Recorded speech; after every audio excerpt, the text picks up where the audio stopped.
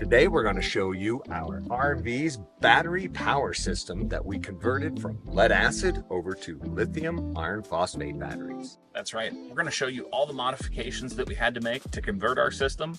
Plus, we're going to go through and show you all the components that we used as well. And we're going to be adding another 100 amp hour lithium iron phosphate battery from Dr. Pepare. We've also got a Bluetooth unit from Renigy to go with the components that we already have, and a Bluetooth shunt to go along with it. Right, we'll be installing that as a bonus today.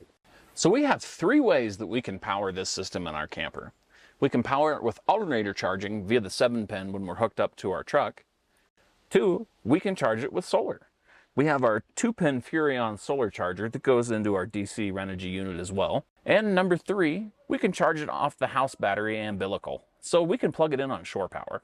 In order to charge off the shore power, let's go inside and we're going to show you the changes that we made to make sure that we could charge these lithium batteries. Let's talk about the changes that we had to make for the shore power to be able to charge the lithium batteries. Our old converter didn't put out enough voltage to charge the lithium batteries. It was set up for the lead acid. We had to put in a converter that could charge the lithium batteries. The RecPro unit can also charge AGM or your standard lead acid batteries as well. Let's take a look at it. Here's our 45 amp RecPro converter. We installed it right where the original one was. If you have any questions about this RecPro unit or the rest of our install, make sure you check out the original video. We're going to leave a link to that at the end of today's video. Here is our Starlink antenna. For convenience at this particular campsite, we just have it sitting on our RV bike rack. But it comes with a very long cable that we can move around to position it wherever we need to. Let's show you where we put the port to plug this into the camper. To feed our Starlink antenna inside to the router, we have an old Furrion coax box that we had. It added an RJ45 connector into it instead. This is our Starlink power switch for our relay. That way, at the end of the night, when you're ready to go to bed, if you'd like to shut your system off, you can just hit the switch on the way to bed. At the heart of the RV's power system are these two 100 amp hour lithium iron phosphate batteries. At 12 volts, that's 2,400 watt hours. Once we add the new battery, that's going to be 3,600 watt hours of power. These two batteries are anchored in the pass-through with this custom tray. I've built a new tray. I'm going to get this anchored to the floor.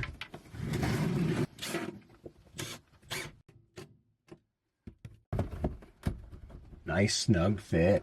We've already got our wires made up for this. I'm going to hook it up and then I'm going to show you what we did. Today's video is sponsored by Dr. Pepare. They offer lithium iron phosphate batteries with a 10-year warranty. You can buy a single battery or batteries in a multi-pack.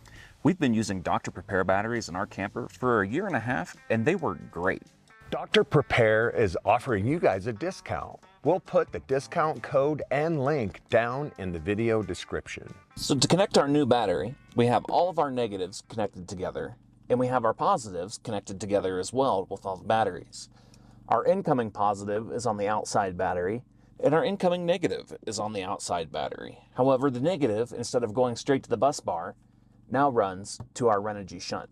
To install our new shunt from Renigy, first, on our negative bus bar, we have to have the negative line.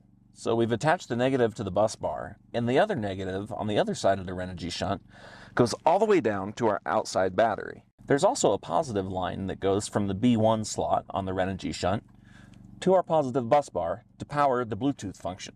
Here's a breakdown of our system. We have our master power to control all of our batteries.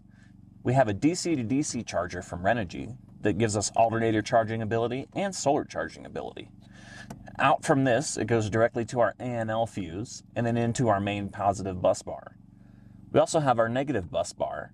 We have a 12-volt relay for our Starlink system, our new Bluetooth module for our DC to DC unit. We also have an inline circuit breaker for our pure sine wave inverter. And then, of course, we have our Renigy shunt that we just installed. Now, let's pull a voltage. Our batteries are all 13.26, and it looks like they're charging pretty good. And our Renigy app from our shunt now confirms what we already tested.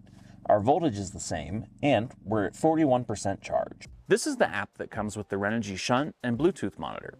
It shows you your state of charge, incoming power, and outgoing power. Having the ability to monitor our camper's battery system actually helps us run our generator much less. It gives us a better understanding of how much power is still left in our system and how much power we're actually using. Switching over to lithium batteries had several benefits for us that made this project a no-brainer.